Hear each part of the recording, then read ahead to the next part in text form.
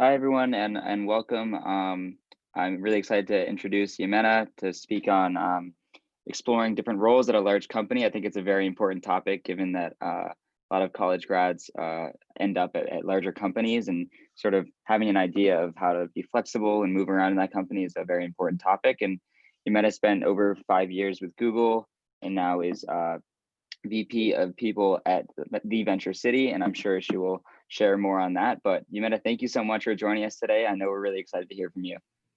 Thank you, James. I'm so excited to be here. Thank you all for coming. This is a super important topic and one that I think if you don't have a lot of work experience, you might be surprised by how things actually work inside big companies. So I'd love to kind of share with you some practical tips today about those kinds of things.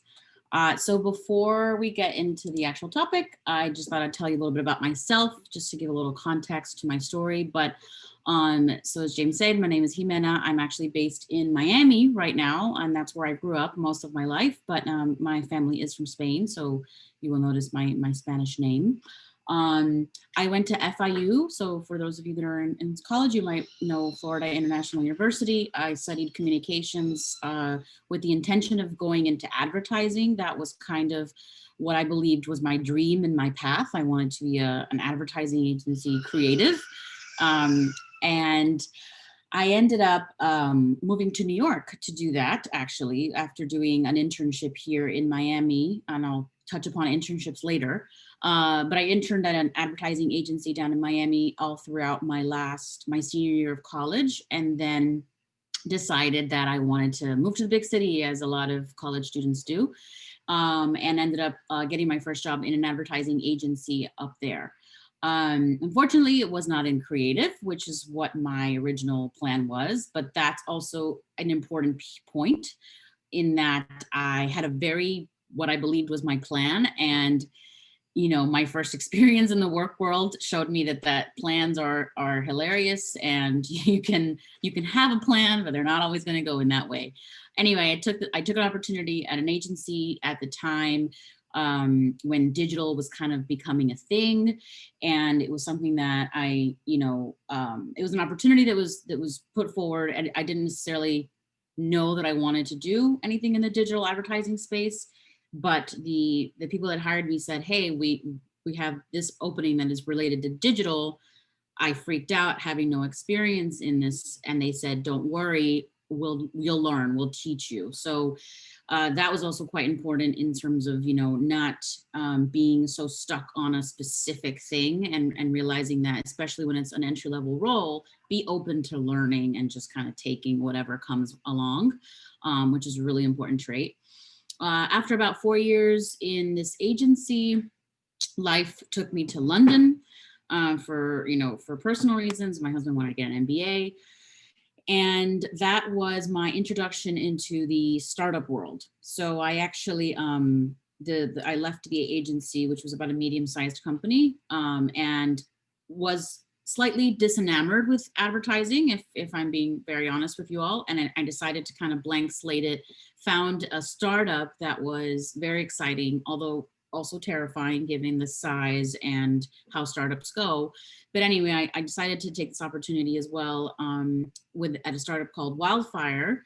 That was a California-based startup that was opening up operations in London, and I joined the very early team of in there.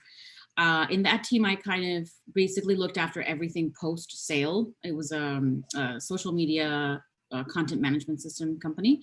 And I basically looked after all the clients, the strategy, the customer support. And on my 1-year anniversary at that company, they announced the acquisition by Google of this startup. So that was actually my entry into Google, was what I like to call through the back door, because I came in through an acquisition. But once in Google, then I kind of settled in into different roles as well. And I ended up transitioning into the DoubleClick team within the GTech org, which is, related mostly to the advertising side.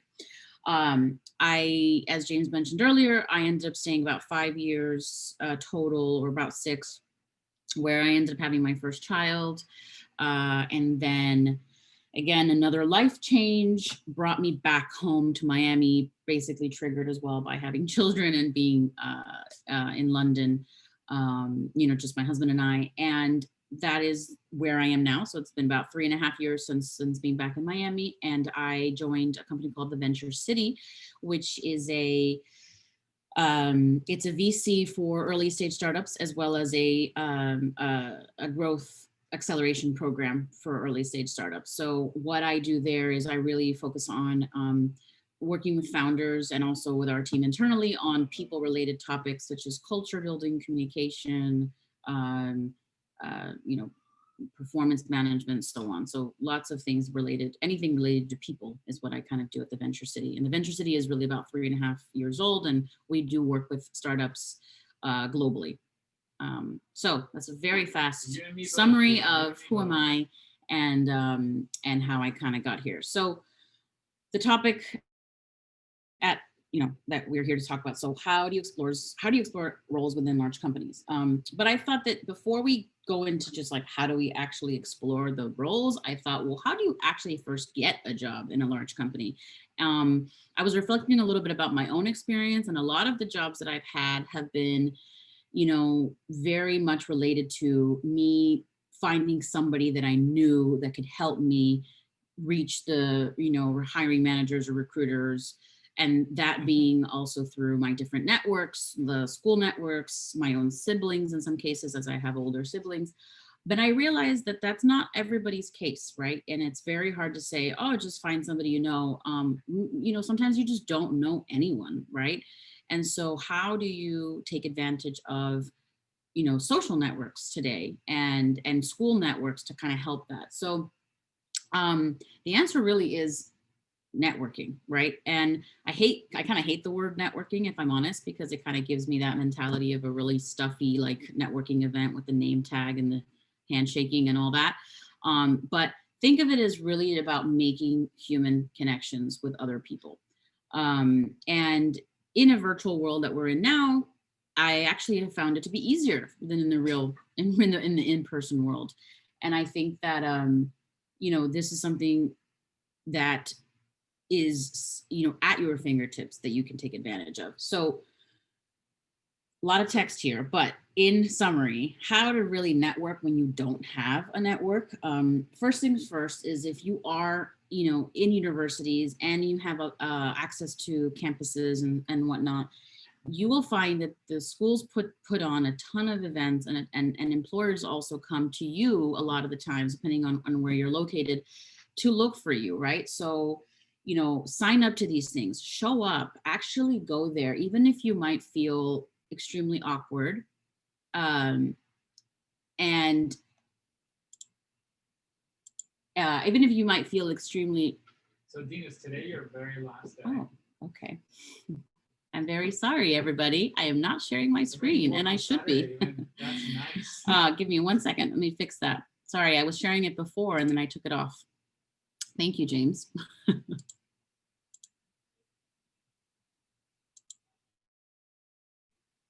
We're back, and you haven't missed much because everything else was just me talking.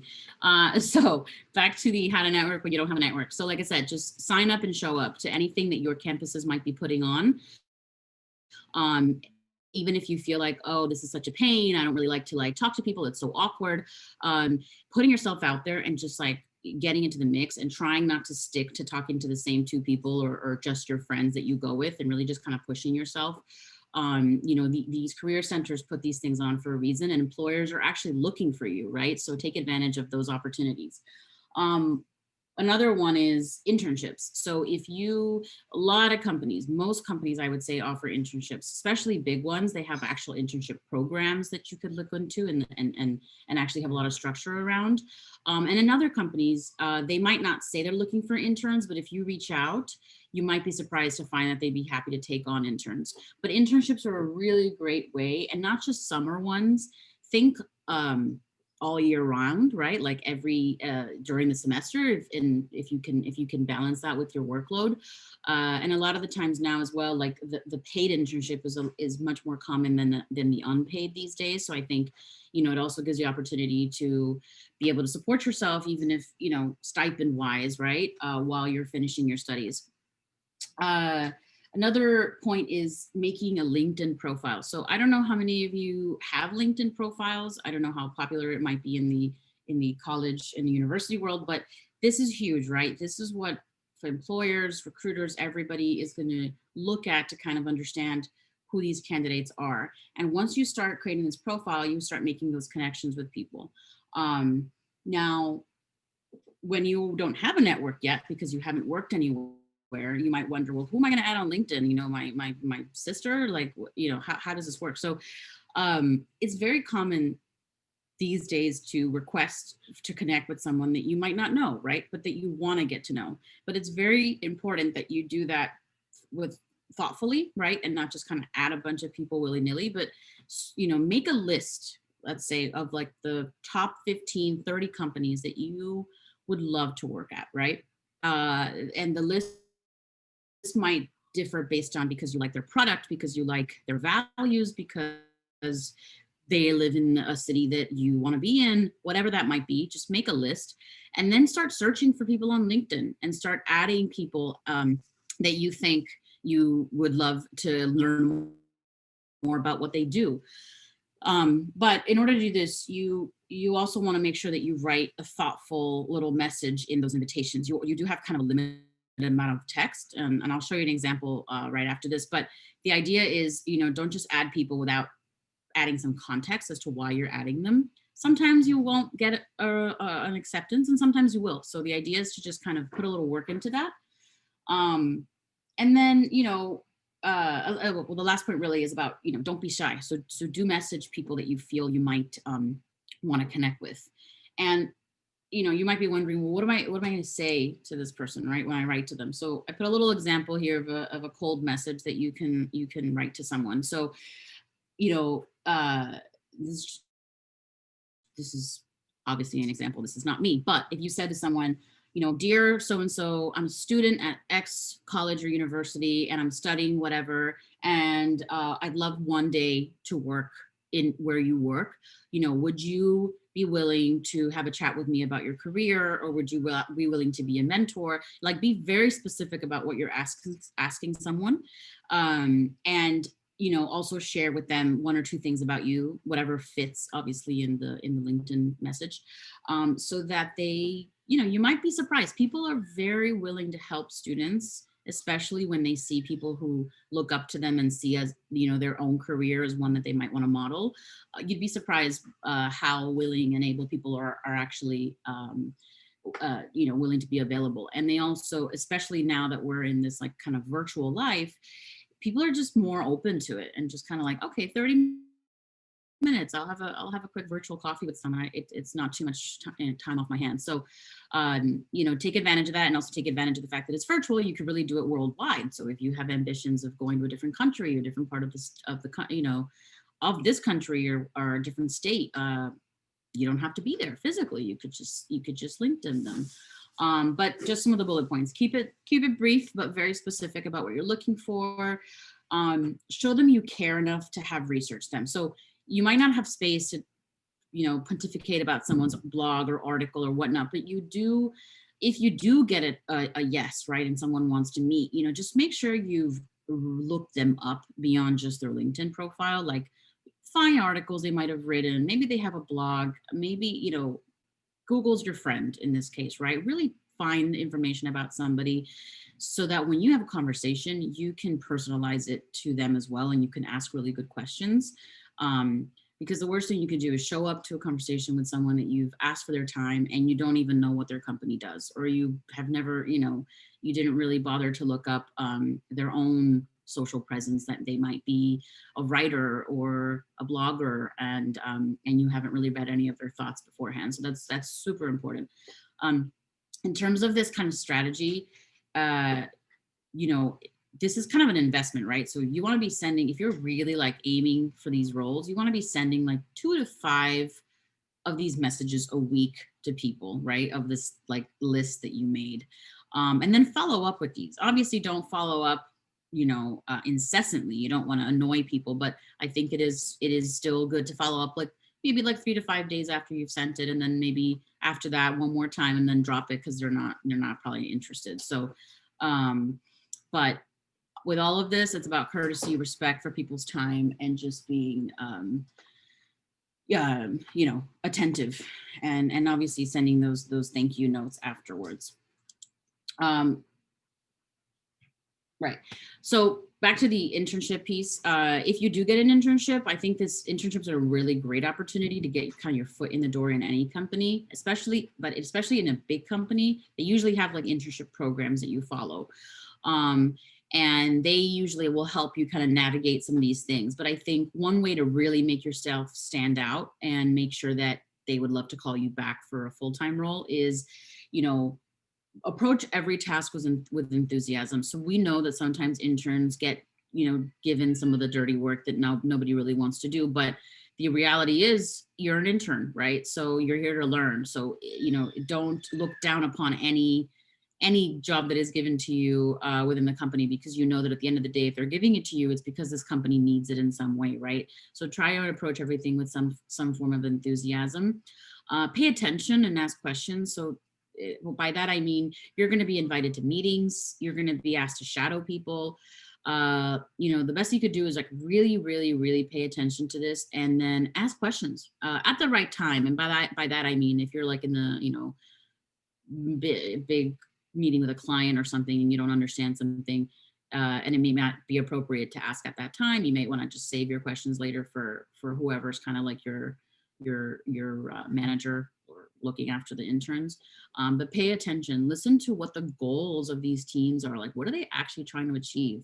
And then you might actually be able to add a lot of value with some of your own ideas, right? Don't be shy to share those. Next one, meet people. Back to that networking thing. So especially if you're at a big company and maybe you are in a program, again, they might already have things like set for you, but I would say in this case, take the opportunity to just like ask people for a coffee, or with a similar advice to the point before about being very specific about what you're looking for and all that. But, meet people as much as possible, because you might be in an internship in one part of the business and you might find that, hey, actually, I'm really interested in this other part of the business, but I haven't had the opportunity to get exposed to it. So, that's something that you might want to do when you're meeting people. Be resourceful. This is one of my favorite traits about an intern, is someone who is not going to come and ask for every single thing that they don't know. Now, I'm not saying that you're just going to be thrown at the deep end. Well, depending on the company, and some companies you might be. But if you are stuck on something and you feel like a quick Google search might help you, or if you read like a help center article on a tool you might be using, be resourceful and figure things out. That shows a lot of initiative, and it really kind of makes you stand out amongst others who might just be waiting for someone to tell them what to do. And last is be hungry. So if you're doing an internship and you're done with a project, or you are finished with whatever task you've been given, the best thing you could do is raise your hand and say, what's next? Or can I help someone else? Is there any other team that I might be willing, might have some work for me? So don't just sit there and wait for someone to come to you and give you work. Also, depending on the company that you're in, they might already have like a structure. But for example, if you're interning at a startup, you might find that there's a day where you're like, okay, I don't have anything going on. Don't think like, oh, awesome, this is my day off. No, go and find some other work. Like, be hungry for that, because again, you really end up standing out when you're able to do that. So yay, you've landed your big company job, right? And now we're talking about the original topic. So how do I actually explore roles within these large companies once I'm already inside? It's the same answer, actually. It's more networking. But there's very specific things you could do beyond just this networking. Networking is more about, like I said before, making those human connections, not just like showing up to a social hour, right? So One thing I will say though, specifically for large companies, is it's very hard to get lost in a big company. And by lost, I mean, you know, you just kind of do your thing and hope that your team, you know, your direct team sees your value, and that's all good and well. But if you really have an ambition to kind of grow your career within a particular company, you want to make sure that you're standing out for the right reasons, right? So first things first is excel at the job that you were hired to do. So if you went in through a specific role, even if maybe it wasn't like your dream position, you know, you need to do a great job at that first, right? Before anything else, you need to make sure that you show that you are a team player, that you know how to deliver on time, that you take feedback well. So that's kind of like number one, right? I wouldn't even move on to anything else before number one is covered. But given saying that, you know, pretending that number one is already a thing, right? You're already doing really well at what you do. Second point, which actually kind of goes with the first one, is know what the expectations of you are. And if you don't, for whatever reason, ask. So you're always going to have a manager. You're always going to have somebody above you, you know, especially entry level. So, you know, be very clear with someone about, and if they, especially if they're not clear with you about what are the expectations of this role, you know, what's my path forward? How does like growth look like for me in this company? These are also good questions for interviews when they ask you if you have any questions. And then, you know, be transparent with your manager about what your career ambitions are. So obviously within reason, right? Related to the role that you're in and the company that you're in. But I think, you know, more and more, the more we build on this like manager direct report relationship where there's trust and actual transparency, you know, I'm not saying you say, oh, I actually just took this job because I needed the money and then I'm actually planning on doing something else. That might be not the right move, but more about, look, I'm really looking, I'd love to grow my skills in this area, or one day I'd love to be this role. Like kind of share a little bit about what your ambitions are, because you'd be surprised how much managers actually want to help you get there and, you know, put you in front of projects that are going to give you that access and that visibility.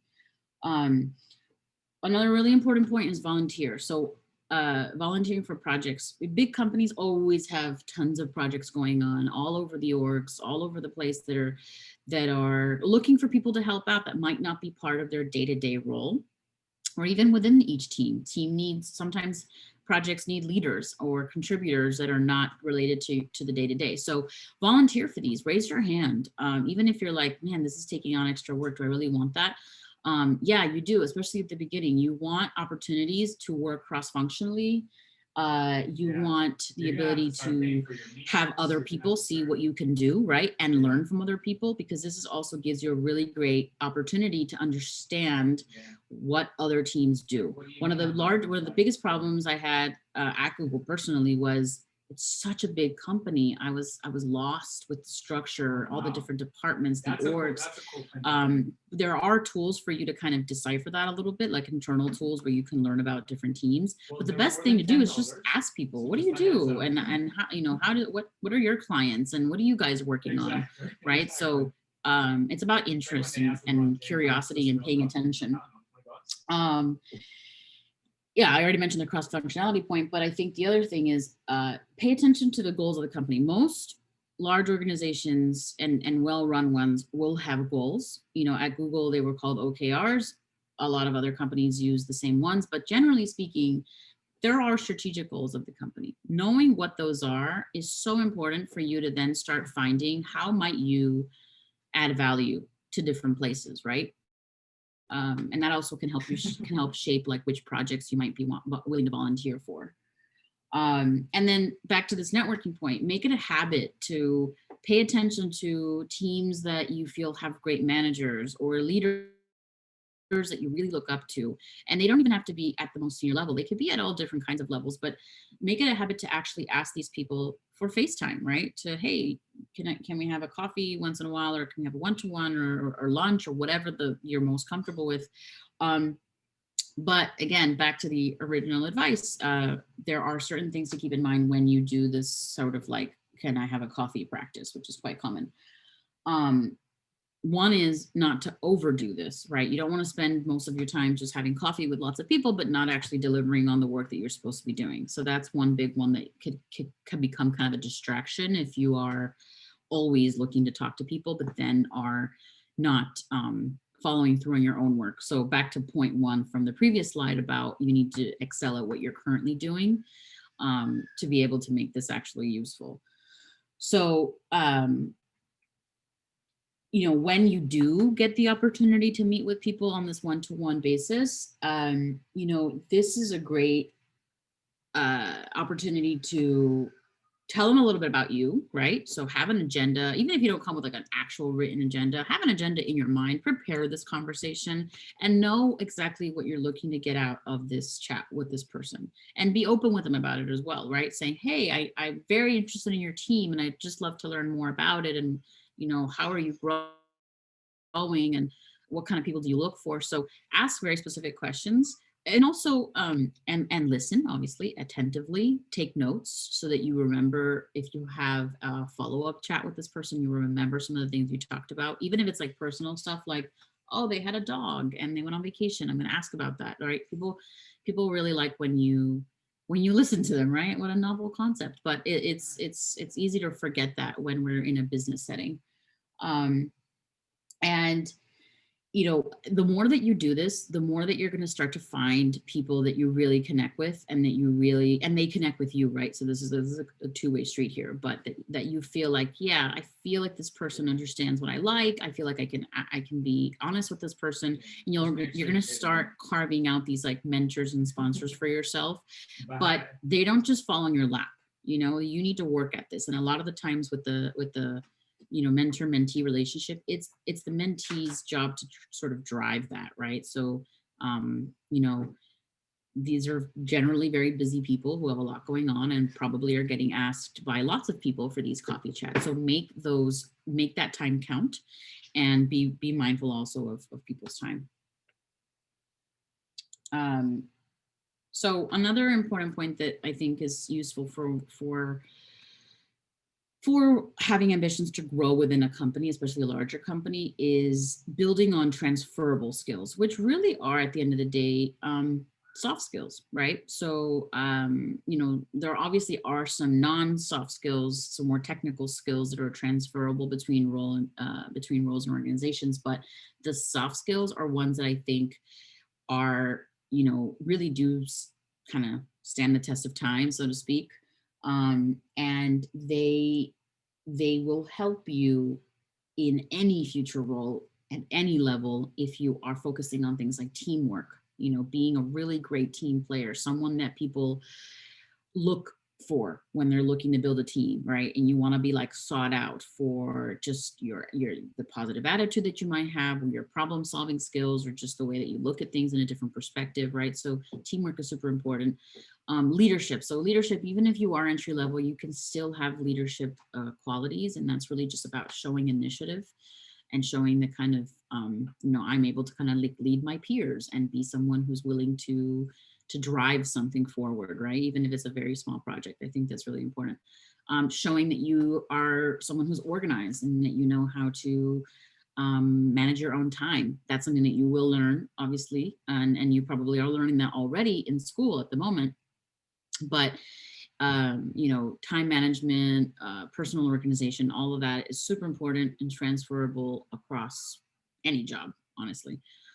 We've mentioned this before, but listening, being a really good listener and actually listening, not listening and then, you know, thinking about the next thing you're going to say while the person's still talking, but like actually listening and actually trying to figure out what the biggest challenges of the team, the company,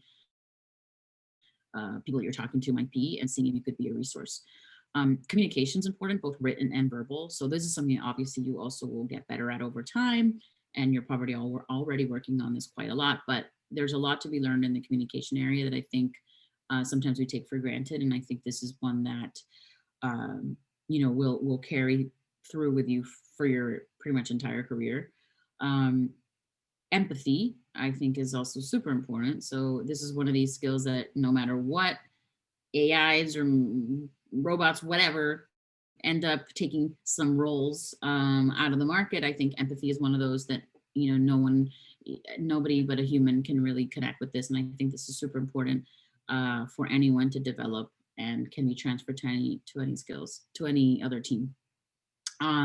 So with that said, there's also the question in particularly big companies of, is it better to be a specialist or a generalist? There is, and this is kind of like more my opinion, but there is pros and cons to both. And I would say, having experienced both small companies and big companies, I kind of find that being a generalist ends up being a better set of skills for a generalist who wants to survive in a large organization. Large organizations go through multiple changes throughout your lifetime. I mean, I can't count how many reorgs we had at Google in the 5 years that I was there. And a lot of it is just being flexible, right? Being like able to just kind of switch and say, okay, I'm gonna do a different job now, and I'm being asked to do a different job, and being okay with that. So being really resilient. Then you also have the benefit of specialists, right? So just kind of going through some of these points, specialists, as the word implies, are experts. So these guys tend to be brought in for like really specific problems that we're trying to solve, or very concrete high level things. And the benefit of this, if you want to go in to be a specialist, is that compensations ends up being higher, because it ends up being a highly specialized skill set that maybe not a lot of people have. So the competition may be lower, and therefore compensation could be higher, right? And think of this as like, maybe if you're going into a technical role, if you're like a super expert on Python or something very specific, versus knowing a little bit about various different tech languages. But again, there comes some cons with that, which is you may find it harder to change and find it harder to move around, because your specific skill set is only really needed in one particular area, right? So it will take a little bit of creativity to find different paths for your own like progress or change within a company. And then there is, without sounding too doomsday, there is the risk in some specialized areas of being potentially outsourced or automated, right? If it's too highly specialized and we can train a machine to do it, that is something that could happen in the future. Versus a generalist, as I mentioned before, pros of this is you're able to be involved in lots of projects, lots of different functions, generally spread across lots of different areas. However, you're always learning something new, right? Which could be a pro and a con. And these generalists can be very resilient. And like I said before, big companies have lots of changes and lots of shuffles. And generally, top performers who are top generalists get shuffled into new roles versus being, made redundant in some cases. But some of the cons, of course, of being a generalist is that because you might be changing constantly, the ramp up time, like there is still a need to learn new skills, right? Depending on the roles. So there is also that focus on ramp up times might be a little slower, or you might need to be constantly learning a new skill, which if you're that kind of person who loves that, then that's brilliant. That's great, right? But in other cases, it might be a little bit taxing. And then of course, from like a recruiting standpoint, there's more competition. There's a lot of generalists out there. There's a lot of people who are able to wear many hats. So, as opposed to the specialists that might have a really niche skill set, the generalists, you're going to be competing with lots of other generalists for roles, right? So that's why it's very important to stand out as well. On another kind of trait that I think is very important to be successful in a large company is the concept of being great at receiving feedback and giving feedback. But the idea of like eating feedback for breakfast, which is Ken Blanchard's line. But this is one where generally feedback tends to be part of like the culture of a company, how they give it, how often they give it, what's the process. But I think if you as an individual get comfortable with asking for it, especially in the beginning, and saying, hey, I would love, I want to make it clear to you, manager, peer, project lead, whatever, anyone you interact with, that you'd love to hear what things you could be doing better and what things you do really well at, especially if they don't have a standard performance management system, and also you don't want to wait for that. You want to know as soon as possible. So it's important for you to make it clear that you're asking for feedback on a regular basis and that you know how to receive it too, right? Because sometimes we're going to hear things that we don't like. And the important thing there is to understand how to like process this kind of information, how to learn not to react, and kind of try to defend yourself if you hear something that you don't like, but really just listen and let something sit with you and try and get the message that they're trying to send to you, right? And really just kind of use feedback as a moment to reflect and to say, is this what I want to be doing? What are my next steps? What am I missing? Like, what are some of my gaps? And sometimes we can reflect on that on our own, but a lot of times we need a little bit of help from the people around us who know us well and who've seen our work. And that's kind of, again, where you can leverage one of these mentors or one of these people that you've been building these relationships with across the company to kind of say, hey, so I've been given some feedback that I need to do X, here's what I'm thinking, but what would your advice be, right? Like, seek out also mentorship in that area when you receive feedback that you're not sure what to do with. But the point of this whole thing is be someone who really likes feedback, even if it scares you, right? Because I think that's sometimes very, very common. And one other second to last point is striving for visibility, but by making an impact. So another thing with, as I mentioned earlier, is it's very easy to get lost in these big companies, right? And just kind of being number one out of 100,000 or whatever. So you really want to make sure that you're being visible, but not from like a show off and look at me, like being visible by the work that you're doing, right? By the impact that your actual work is having. And you can do this. Once you've had these moments of impact, then it's where you don't want to be shy and kind of keep them to yourself, right? You want to be able to share them. Lots of companies have different ways that people can share their wins, whether they are through bullets like we did at Google, or snippets or whatnot that then get shared at the highest levels of the company. But it's just very important, and why I'm making this point is because a lot of the times we find that if we just do a really good job and we kind of keep to ourselves, and that someone eventually is going to notice and be like, oh wow, you've done a great job, you should be promoted, and that sometimes just isn't the case. You have to kind of fight for yourself as well, and you need to make sure that you are making an effort in your own visibility. So all the networking things I've mentioned, all of the like chats that you're having, all of the volunteering and projects, that's actually striving towards that visibility as well. But again, you need to focus on the output and making sure that, or the outcome rather, and making sure that the work that you're doing is actually meaningful and having impact for the goals that the company is having. But ensuring that you're sharing with your manager and your one-to-ones, like, this is the work that I've been doing, especially if the company you're at doesn't have a practice of doing weekly reports or anything like that. Making sure that you actually call out the kind of impact that you're having is really great as a way to make that visibility through impact happen. And last but not least, it is so important to know that you are the driver of your own career. And a lot of the times we find that when we get to a big company, they have all these resources, they have, HR and learning and development, and I have a manager now, and I have these mentor programs. That's all there for you to use. But if you don't use it, that's your issue, right? So the minute you realize that you are responsible for your growth and your career is the minute that you start actually, getting some traction. So by that, I mean, there's a very common mistake of saying, oh, my manager will be the one to tell me when it's time for me to get promoted, or my manager will put projects in front of me that will be helping my career.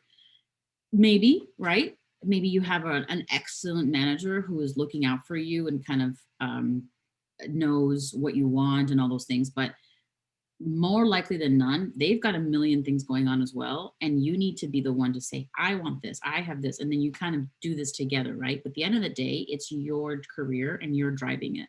So don't let yourself kind of be dragged around from place to place without a lot of direction, and designate time to thinking about what you want. Even if, like I said earlier with my own plan, even if you have this plan of your life and it doesn't go quite in that direction, that's fine, right? But at least take control of what you're actually wanting to do or think you might want to do, and don't expect anybody else to do that for you. I think that's something that I learned as well during my time is you are responsible for you. Yeah, and with that, those are my final words. I've talked a lot about big companies because, you know, obviously through my experience with Google and also the medium-sized one, but I also have worked a lot, and I do work a ton now with startups.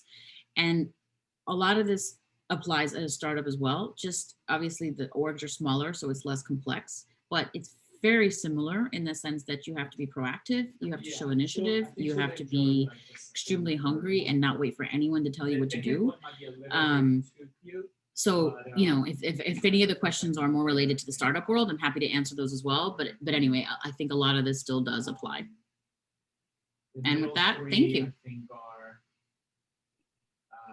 Wow, thank you so much. This has been incredibly insightful and definitely helpful to me to hear as well. I wish that I had heard this a couple of years ago when I started my first internships, but I think it's still really helpful advice and sort of wisdom to simmer on. And I definitely think our students are also hearing it and sort of internalizing it, and the questions coming in are great as well. So if you don't mind, I'll sort of kick off the first question here, which is, do you have any advice for students earlier in college to land an internship? Many companies specifically recruit juniors and seniors. So advice for the freshmen and sophomore out there looking to land a position. Yeah, so this is a really great point. And I find I've been on the side of looking for interns, and I've been on the side of like wanting to opt for the more senior ones because I feel like they're going to add, like they're just going to be able to take on tasks easier. I would say that you would have a better chance in smaller companies that don't have a lot of these like structured programs. So startups, as I mentioned before, startups are an incredible place to learn. They have so much work that they need to get done, and they really do need smart people who are willing to put in the work as well, right? So I think, you know, even if your ambition is to one day be in a larger company, but maybe it's harder to get in there because of their like restrictions, I would say, you know, back to that point about making a list, like do the same with smaller companies, whether it be startups or medium-sized companies or whatnot, but do the same and reach out to them. Don't just go on their website and be like, oh, it doesn't look like they have any intern positions posted, and maybe I'll just like, I'll leave now, right? Reach out, find someone that, you know, through your new LinkedIn piece, like find someone that works there. Or LinkedIn also has that feature where you can see if you're connected to somebody there. So use it through someone else, like, oh, I realized that somebody that I know knows somebody there, I'm going to ask them, right? So that's also super common to ask for introductions via someone else. But I would say look for opportunities in these smaller companies that they may not be posting the roles, but they desperately need the help. I could tell you this like 100%, particularly from a startup. It also happens sometimes that with startups, they can't pay as much for interns. But again, if you're really just looking for experience and you're able to kind of balance it with your school load, they also tend to be very flexible with the fact that you have school and exams and whatnot. So they, you know, it could be like a couple hours a week kind of thing. But that would be my advice is go for the smaller companies that are going to be a bit more flexible on your skills, and show them what you might actually, what you can bring to the table, right? With any internship, it's not just about what you're going to learn, it's also what you're going to bring to them. So think of it as it's a complete two-way relationship. So yeah.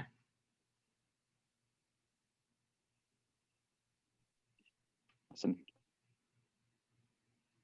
The younger students who are sort of looking for the right point in startups are more flexible and definitely seeking out to and help us. I have a question here from Alina, which is, as an outsider, how do you navigate a company's structure under work? Can you repeat the last part? It got slightly cut off. As an outsider, how do you navigate? And then I lost it. As an outsider, how do you navigate the company's structured? So before. So I think I got,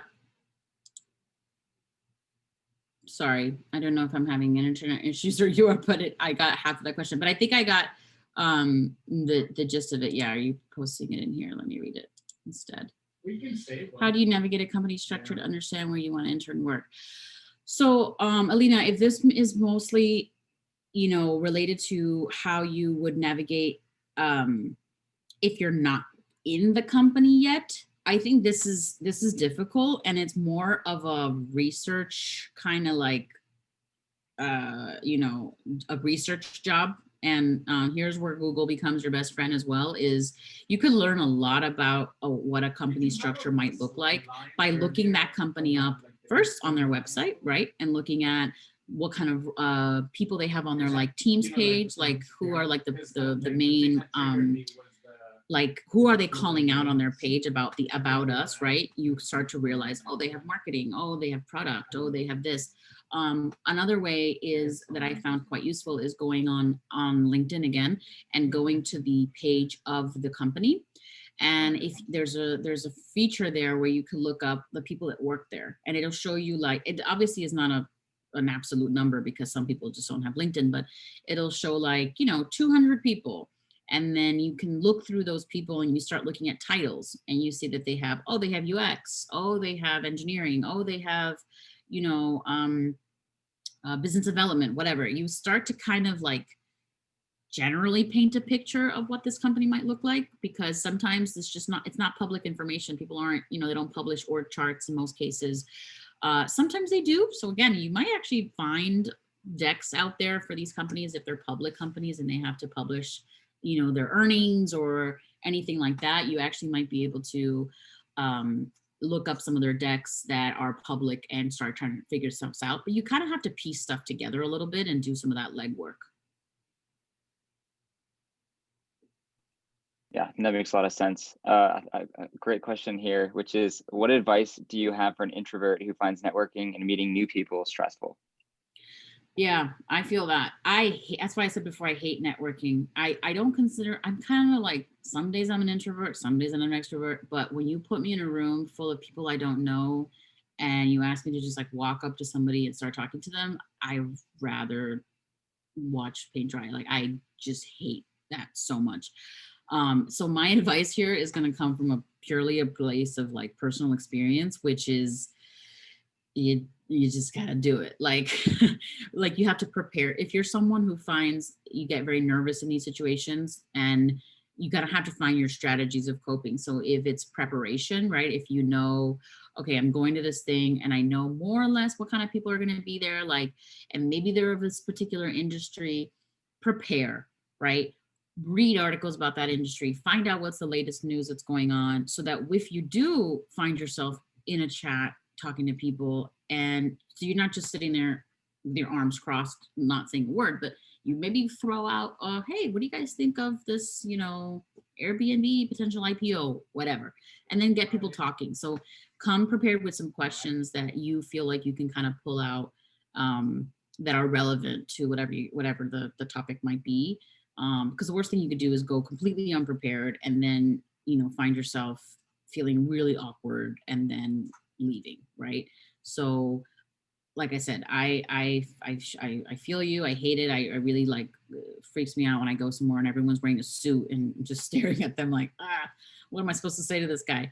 But the hardest part is just making that first move and just saying, hello, my name is so-and-so, I'm a student at this. Tell me, what do you do, right? Ask questions. Questions are great because it gives you time, it gives the other person an opportunity to speak, and then it gives you the opportunity to like hook onto something that they said, ask a next question and get something going, right? But yeah, I'm sorry if that's not the answer you want to hear, but you just kind of got to do it. Like I said, though, the virtual, experience that we're living now actually is a lot easier for introverts, I would say, because you can do a lot of this first in writing, which is just easier to do anyway, right? And once you've broken the ice through writing, it may make it easier once you do get the ability to hop on a call with someone to be a little bit more natural, because you've already kind of broken that first barrier, right? And you might have had a chance to look them up in advance. If you go to a networking event and all you see is a name tag, I don't know who you are. I don't have a chance to like look you up for a minute, right? But if you've done it before, you actually might find that they worked at a company that you know someone at, or it just gives you more opportunity to break the ice. Good questions. Yeah, I think that's awesome advice, especially if you're in person, asking questions, because people do like to have their voices heard. And so I think that does sort of buy you time and allows you to sort of better read the situation, and also take some time to form your next sort of question or next pitch. So that's awesome advice. Question coming in here, which is, how do you encourage a two-way connection when networking? When I do my research on people and ask them questions, I feel like it's a one-way connection. I ask and they answer. So what advice do you have to sort of? I mean, I think this is more of just like a social skill thing where if you're asking a lot of questions and they're just answering I'm just going to answer the question and move on, you also could find a way to connect their answer to yourself. So if someone says, if you ask like, oh, so what do you like to do outside of work? And they say, oh, I like horses. You say, oh, actually, I love horses. I used to horseback ride. Like, find a way to, especially if you're finding that it's harder for them to do it, like find a way to connect yourself to that person as well. And like I said, if you're specific about what you're looking for with these conversations, then you might actually get what you need from that. And if you're looking to build this two-way relationship from like a long-term perspective, then maybe if you're not getting that reciprocal like interest, then maybe that's not the person for you to continue talking to, right? So thank you so much for your time. You got what you need. And you know that maybe that's not what you're going to get from this person moving forward. This is why I said before, this isn't just like, oh, I found this one person and that's it. That's my person. That's who I'm going to talk to all the time. And that's who you're going to need to do this like lots of people until you find the ones that are actually going to give you something, right? You can't expect every single person you reach out to give you what you need, or eventually become a mentor, right? Because that's also something that is a relationship over time. You can't just like expect someone to say yes to be a mentor. But yeah, like pick up on those cues and say, okay, maybe this isn't the person that I'm going to build my long-term relationship with. Thank you so much. I got the answers I needed, and then move on to someone else.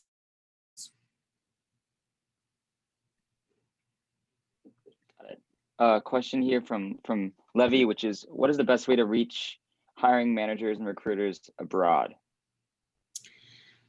It's a good question. I don't know that I have this answer specifically. I think it would be the same as any other country or any other, here as well. It's just, I would say hiring managers and recruiters are harder to reach because they do have a ton of influx or interest depending on the company. I think there's another session from a recruiter, if I'm not mistaken, James, that might be able to answer the question better than me. But I would say similarly to the other ones, if you want to reach out to this person, just know that with recruiters, you might get a lower response rate. But same tactic. If you find them, you send them a message, be very thoughtful about what you're saying and what you're asking for, and then know that you may not get a reply. What I will say though, if you're going to start reaching out to people, have a up-to-date resume ready to go. So don't do this, like reach out to someone and then they say, yeah, let's talk, or send me your resume. And you're like, oh, I'll get back to you. And then it takes you like a week to get it ready or whatever, right? Like have it ready to go when you're ready to start talking to people, because then you could just instantly send it, or you can send it in your LinkedIn message, or, put it in your profile and eliminate another need to kind of go back and forth with somebody and potentially lose their interest.